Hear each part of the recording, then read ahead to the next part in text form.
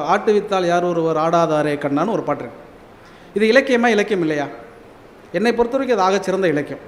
அது எப்படி ஆகச்சிறந்த இலக்கியங்கிறதுக்கு நான் ஒரே ஒரு உதாரணம் மட்டும் சொல்கிறேன். ஆட்டுவித்தால் யார் ஒருவர் ஆடாதாரே கண்ணா, ஆசை எனும் தொட்டிலே ஆடாதாரே கண்ணா, நீ நடத்தும் நாடகத்தில் நானும் உண்டு. அது வரைக்கும் ஓகேங்க, அது வரைக்கும் நானே எழுதிடுவேன், அது கண்ணதாசன் தேவையில்லை. ஆனால் அடுத்த வரியை கண்ணதாசனை தவிர வேறு யாராலும் எழுத முடியாது. என் நிழலில் கூட அனுபவத்தில் சோகம் உண்டுன்னு எழுதினான். நிழலில் கூட அனுபவத்தில் சோகம் உண்டு. இது இந்த ஒரு வரியை மட்டும் எடுத்துக்குவோம்.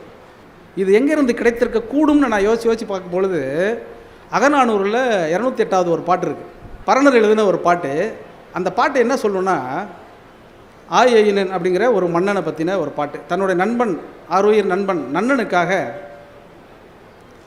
மிஞ்சிலி அப்படிங்கிற ஒரு மன்னனோட போட்டியிட்டு போர்க்களத்தில் வீழ்ந்து கிடக்கிறான். இந்த ஆயனன் மிக அற்புதமான ஒரு மன்னனாக இருந்திருக்கான். மன்னனா குறுநில மன்னன் தான். பரம்பு நாட்டை ஆட்சி செய்திருக்கக்கூடிய பெரிய வள்ளலாக போற்றப்பட்டவன். நல்ல சுட்டெரிக்கும் வெயிலில் அவன் வீழ்ந்து கிடக்கிறான் அந்த போர்க்களத்தில். அப்போது அவன் செய்த நன்மைகள் எல்லாம் பறவைகளாக மாறி எல்லா பறவைகளும் தன்னுடைய சிறகுகளை விரித்து அவனுக்கு ஒரு பறவையால் ஒரு பந்தலை அமைத்து அவன் உடல் கருகக்கூடாது என்பதற்காக காத்தது அப்படின்னு எழுதியிருப்பார். அது கிடையாது இலக்கியம்.